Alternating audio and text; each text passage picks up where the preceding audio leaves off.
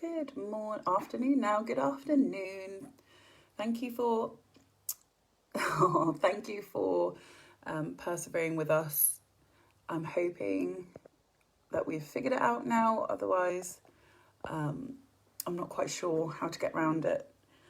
Yeah, Facebook don't make these things easy, sadly. And I think with obviously everyone using different devices, it just doesn't seem to be very easy to figure out how to get these things to work. But hopefully we figured it out now. Hello, good afternoon. Thanks for tuning in. Hopefully we'll... Yay, we figured it out. I'm so happy. Oh, she's being added, everyone. I'm so excited now. Hello. Hello. Finally. Yeah. It's very strange. Facebook is very strange. Yeah, hello, everyone.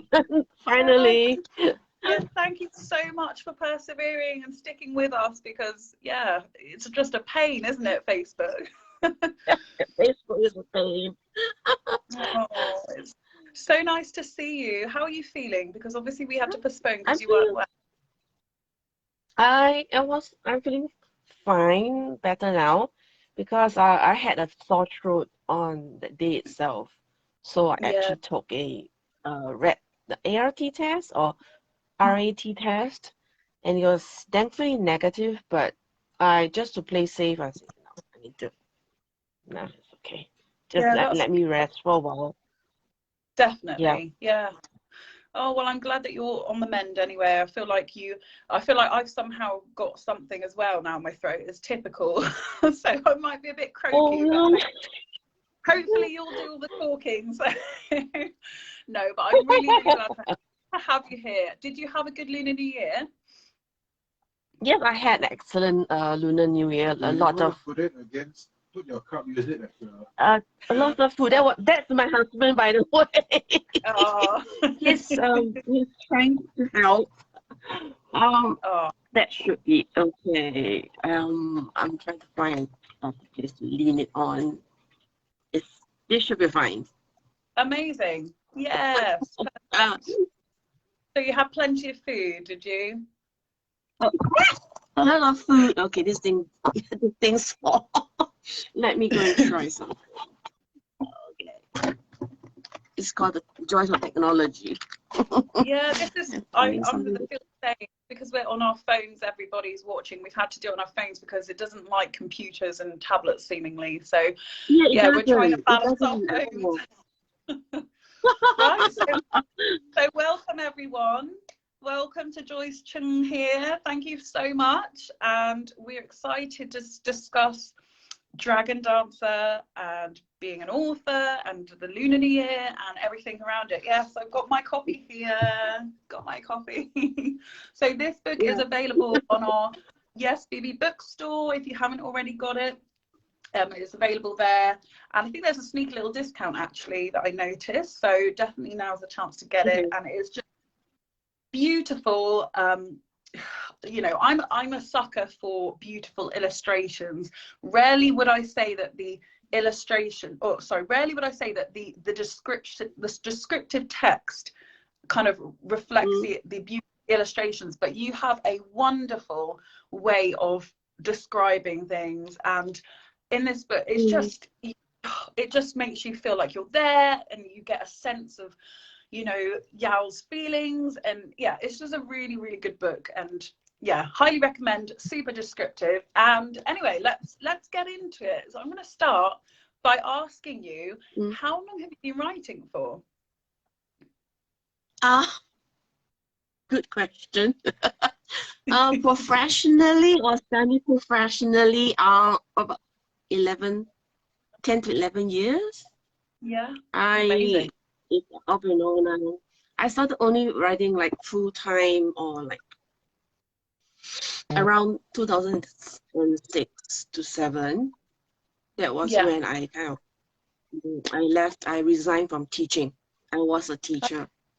Then Okay. I kind of started writing, and I hung on for 12 years. Wow, that's amazing. Yeah. That's really good. So when you were a teacher, what was your subject? What did you teach? I teach history. I teach social studies. I mean, in Singapore, social studies is like what I call is political science Okay. for secondary students. Like I think in the UK it's called year 9 to year 12. Yeah, I you're teach 18. around year So they're 7 to older. year 12. Yeah, Amazing. older teens. Yeah. Mm. Yeah. Because I And also write for teens. Yes. Yeah. Mm. yeah, I've So yeah, noticed. I'm a history. Yeah, I'm a history Amazing. teacher as well. Mm. Yeah, that's good, good string to your bow, definitely. And the fact that you understand because you've worked with kids means that obviously you've got an edge on writing because you've been in and around them for, years teaching. So that's fantastic. Well, that they are teenagers. they are Yeah. teenagers, but around when I was writing Dragon Dancer, I have two girls. One is 18 and one is 12. But around that time, she's about 2 to 3 years old. So I kind of understand children. And Yeah. I used to teach before teaching for real. I used to teach kindergarteners. Like I Oh, was an assistant teacher at a yeah. kindergarten. So Oh, I like kids. So I love children. They are fun. lovely. I didn't know that about you, so that's really interesting to learn Mm. actually. And it's definitely goes to show that Yeah. well, like I said, your writing is very engaging. I read it again this morning Mm. with Mm. almost 5-year-old, but he's enamored with it. He finds it amazing. So yeah, you've got that ability to engage with that age group, which is lovely. So that Mm. moves me on to the question: what was the inspiration behind Dragon Dancer? Because I started writing as a science fiction and fantasy writer. So Yeah. my mind is always science fiction, like dragons and werewolves and Yeah. all the strange things. So Dragon Dancer existed as a when it first started, it was a flash fiction, like about 1,000 odd words, and it was the tone then was slightly darker, like for adults. But Yes. when Lantana approached me to write a picture book for them, I emailed them the story, and Alice Curry, who's the CEO and publisher of Lantana, was like, okay, I'll take it. But we had to Oh, tone it down. We had to change it to fit the picture book and stuff. But yeah. initially, it was slightly darker in a way because I kind of see like the dragon eating up the bad luck and turning it into from bad luck to gold, like solar energy. So it is quite interesting. If you can Yeah. see the person behind me, that is my youngest. Oh, She's now hello. she's currently 12. And how does she enjoy the book? How does she find it? She likes the book and she reads all my stuff actually. Yeah. And she's asking me like, because I also write young adult, YA. Yeah. Also used to asking me like, why isn't the third book published? I was like, publishing is not an easy game. It's like you don't just click press print and you get a book. And yeah, I mean that was but she's she's in our bedroom right now. Oh. Oh yeah. Thanks, Holly. She says hi back. Oh. And so you obviously started off teaching, but what turned you into the writing part? Like, how did you make that transition? I always loved writing, and I always nursed the desire to write, become a full-time writer. But of course, it's not easy in, like, say, Singapore to hold down a full-time writing job. It's not, well, not sustainable. And I have a young family to feed. So, oddly enough, when I started writing again, after 2 years, I went back into teaching again. Sorry, I went back into teaching again, but then again, I was then juggling teaching and writing at the same time. So it's like, I left teaching to write, found that it wasn't easy, went back to teaching again. More like a skill back part-time. We call it flexi adjunct here.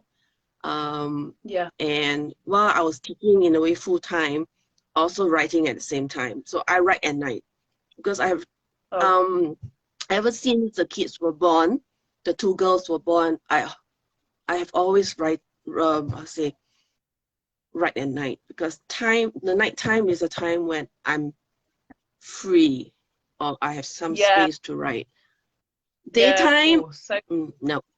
Yeah. Gonna happen, So it's that juggling act that so many parents face, where you've got a passion, but you can't, it doesn't pay enough, and you have to fit it in, and trying to juggle work and your passion and children and family life. It is a struggle, but we're glad that you persisted with it, because we get beautiful books like this. So it's really positive.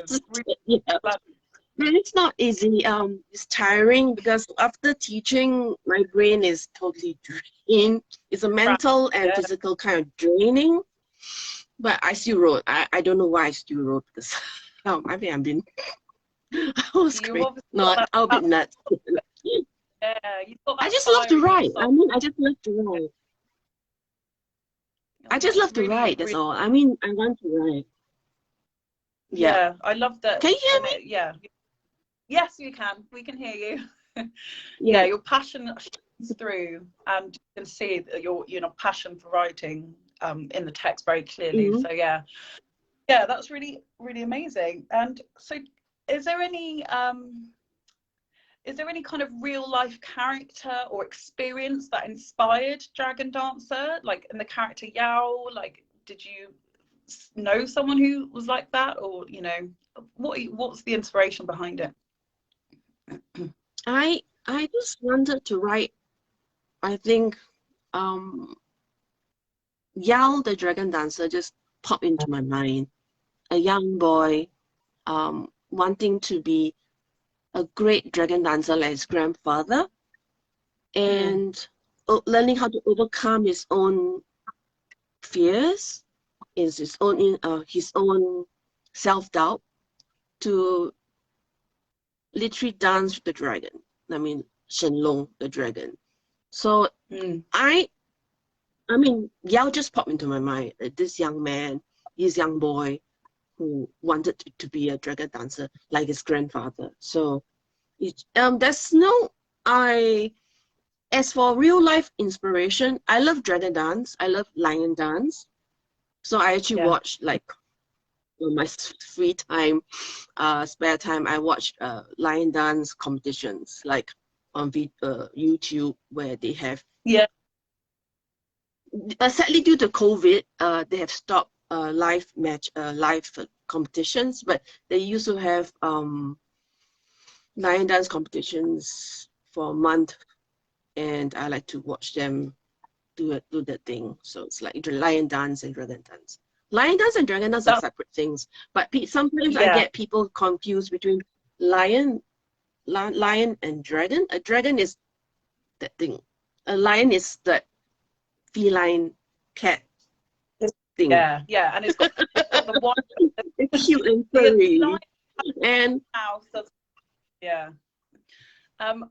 We actually I came across a video that we shared actually on our page, and it was training for the lion dance, I think it was, but it was incredible. My goodness, the training that people do, and they were like obviously jumping on these pillars, coordinating with obviously, you know, it was incredible. I don't know if it's an athletic sport. It just blows your mind, like it's mind blowing. Because the one that does the jumping and they are considered competitive acrobatic lion dance. So they will jump on poles of varying heights and wheel it at the same time. And at the same time, and look like a lion, behave like a lion. They will they wash their paws, they'll scratch their ears. So it's not easy to be an acrobat and a lion at the same time. So it takes a lot of skill to look really convincing. Yeah, and many there are only a few like dragon dance troops can really do that, and they can make a lion look real, very real. I mean, when I was a child, I always think that the lion's real. It's only when you start to grow up, when you see that, oh, there's actually two people like moving the lion, and it's like, okay. But to me, the moment they put on the lion dance thing with the mask and I think the coat, the fur, they are the lion. Yeah.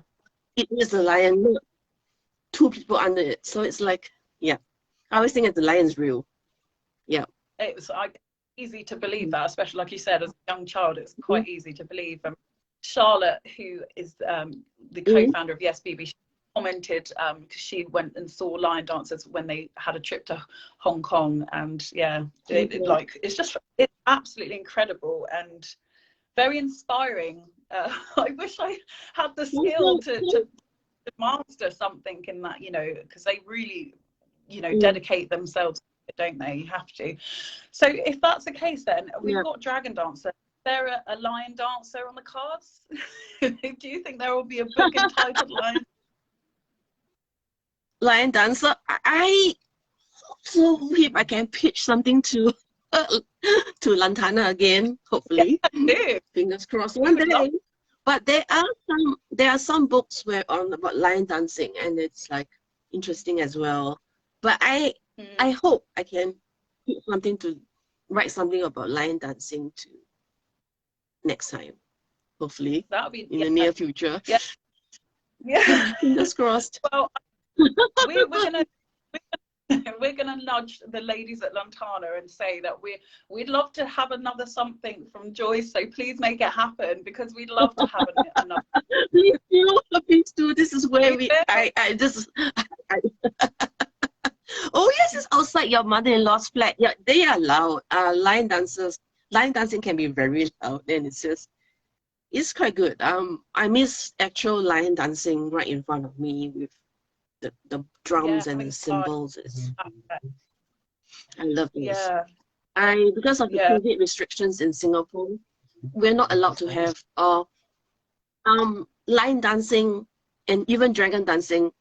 The frequency was reduced to almost nothing because of the restrictions and everything. So but that's so upsetting. But it's true. It's okay. But it's very sad. But I can't blame them, because no, I blame COVID. I blame COVID. Basically.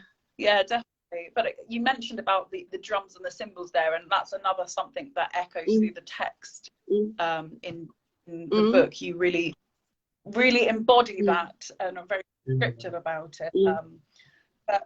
Sorry, for those because we did share your reading that you did on YouTube, so those who don't have the hopefully would have watched that. But just briefly, would you mind giving a little summary of Dragon Dancer and, you know, what happens in the story? Basically, Dragon Dancer starts with Yao going into a room so that he can kind of unwrap Shenlong from the box, and he has a conversation with Shenlong. And who is Shenlong? Shenlong is a dragon, but why is he in the box? And the moment then you realize that Yao is a dragon dancer and the Shenlong is a real dragon of sorts. And they go into the shopping mall where they look out for bad luck, and they chase the bad luck away and turn the bad luck into gold. The end. Yeah, that's what I think. So stunning. Share some of the pages here because it's just beautiful. I'm going to get, actually, this one's a stunning illustration to go alongside the story there. Yeah, this is my favorite. I like this one. This one. Yeah, I literally get that one next. That is the actual ball there of bad luck turning into good luck. Yeah, and I love it. Yeah, it's such a positive thing. And yeah, obviously true to your culture. So something that everyone can take something from, because everyone needs more good luck and less bad luck in this world. If we could I would say that. I think the thing is, I need to credit I think Jeremy was the illustrator and artist. He brought the words to life, and I had to really thank him for doing that, because when I first saw the illustrations before it was a full book, and I saw the illustration, I was like screaming in joy, because he's good. I think he's either intuitive or he's really psychic, or what. I think he's good. It's good. I mean, there are so many pages that I just go like, has he looked into my mind and transposed it on paint? He's like, there's one page where this is a page one. This is a page with the rabbit. Oh yeah. And you know what? Yeah. What stunned me a lot? I was born in the year of the rabbit. Oh wow, that is a connection and a I half. was born in the year of the rabbit. I was like, is he looking into my mind and saying, "Oh look, it's Joyce, a rabbit"? And it's like, when I saw this picture, I was like, what? Is it right? And it's like, it's amazing, and I don't know, but there's so many pages. I just go like, is he for real? Is he like psychic? Like I was like, and he drew birds. You realize that? He drew birds, and like, I love birds too, like small. Yeah. I think they look like blue jays. Yeah. So I was like, he's good. He's good. Write a book. Support Jeremy too. Definitely. He's very good. He's a very good artist. You know. Absolutely. Yeah. I think obviously he's got a talent and skill there, but I also think you're selling yourself short, because with your descriptive writing, it's very clear the vision that you have there that you want to get across. So yeah, it's really inspiring. Inspiring text. Right, well, sorry. No, I was just going to say, because I think I was going to ask if anyone had any questions that they wanted to ask before we round it up, because we've taken some, like, because it's your evening, obviously. We're at midday here, but it's late for you, so. Oh, midday. Oh, has anyone had a lunch yet? I mean, it's lunchtime, right? Yeah, just about lunchtime. Let's see, has anyone got any questions? I've got one. I'll start off. So do you have any traditions how you celebrate the Lunar New Year. Any family traditions or something that you have to do each year? So many. Well, before COVID, the first day of the new year, we will all gather at my grandmother's house, like her house, and we will all meet, have a meal together, exchange news, and that has been a tradition for a long time before COVID struck, and then we stopped meeting one another for 2 years, almost 2 years, 3 years now, I think. So yeah, and this another tradition is that I think it's a very Southeast Asian Chinese tradition where we have what we called Yisang, this is Cantonese, or Yushen, where we toss like something like a salad with fish inside. Lo hei is another Cantonese word, for good luck. I think it's very specific to the region. It's only quite popular in Singapore and Malaysia, where we get about 7 kind of condiments or pickle vegetables, 3 sort of vegetables plus a fish, because the word yu is the same sound as good luck, like luck, prosperity. So 年年有余. So it's like every year you toss it, you will have luck. So it's like yeah, but I think I like that. It's quite unique to, like you said, your region. It's nice to hear that element.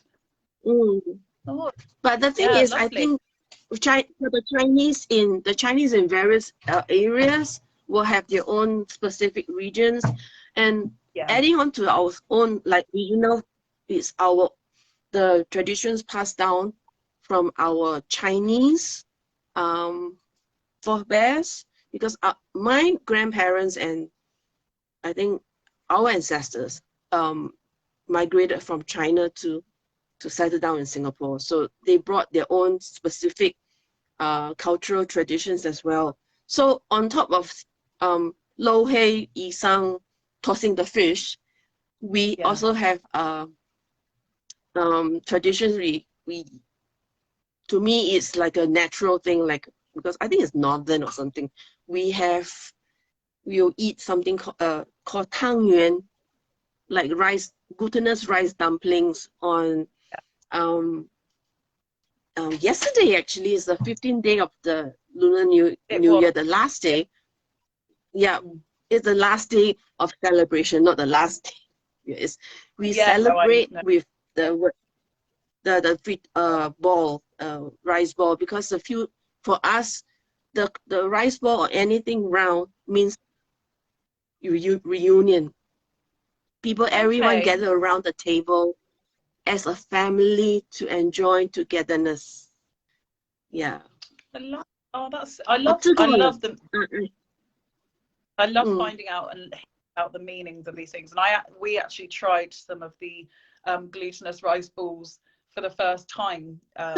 We did, and yeah, it went down well with it, because it's got a lovely kind of I don't know how to describe it. Chewy. It's like subtle, but yeah.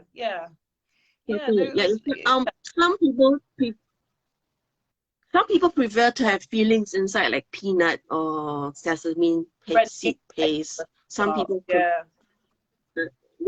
some people just prefer it plain. But because when I was a little girl, I used to help my mom make plain rice balls, just like that, just sit there and just like make balls like that. Yeah.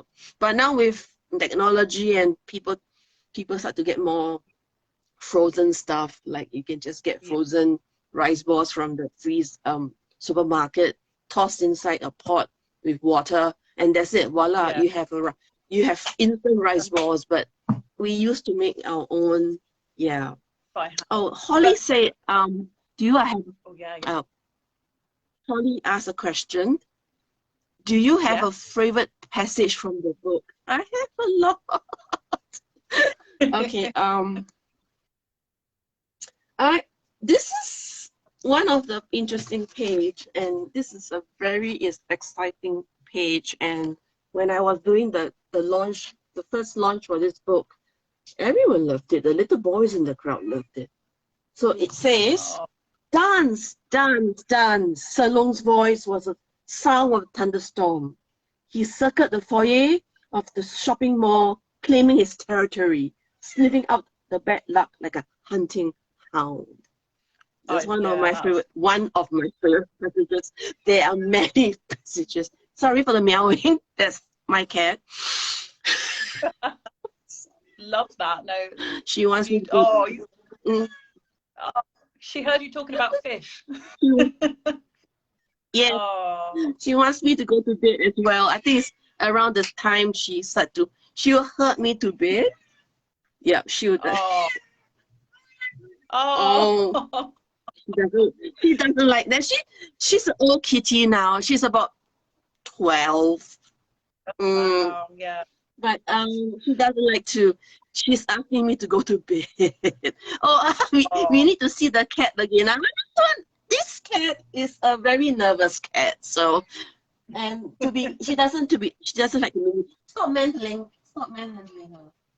her. She doesn't like to be manhandled. She's a very gentle, very shy cat, and yeah, and she'll start to hurt me to bed around this time. Like she will just subtly walk around me and look at me like yes, I know. I have a very strange. I have two cats. I have two black cats actually. So. Oh, you got a little glimpse of You got a little glimpse of a very grumpy cat. She doesn't like to be manhandled like that. She's like, Mom, my youngest is quite physical, so she likes to hug the cats, and the cats are like, and they'll all look at me like, help, save us now. No, they literally looks like I'm like, oh yeah, but the cats are giving me joy. They're quite cute. Oh, perhaps they Sorry. might be inspiration. No, not at all. I feel like we might round it up because, like I said, it's getting late for you, and obviously you're being called to bed, so I don't want to keep you for much longer. But I really, really want to thank you for persevering and for agreeing to come and with us, because it's been an absolute pleasure. So thank you so much for taking time out of your evening to share your culture and talk about the book. And I hope that sometime in the future we can do it again, because it's, like I said, I've had a grin on my face the whole time because you're such just a vibrant character, and I love it. Yeah, it's been a really lovely experience. So thank you. Thank you very much. Thank you very much for having me here as well, and thank God for persevering, because I was looking at the desktop. The desktop's not working, and then how about use the phone instead? Oh, the phone works. Oh, that's so weird. This book is weird. Yeah, it's bizarre, very bizarre. But yeah, and like I said, I think we'll have to shoot a message over to Montana, because I would like to hear something new on the. I'd like to have another book in the pipeline. So we will send over some positive vibes that way. But again, thank you so much, and thank you for everyone. I actually wrote as a sequel, I actually wrote a separate, a sequel to Lion Dance, Dragon Dance, as a lion dancer, and this time it's a girl. It's a girl lion dancer, but it was rejected. I will try again. Yeah, try again. We're behind you. Yeah, because I like the idea of a lion. I like the idea of a girl lion dancer, and there is, for lion dancing, there are girls. There is a specific for women's. They have men's lion dancing, and they also for women's lion dancing. So it's like petition them. Yeah.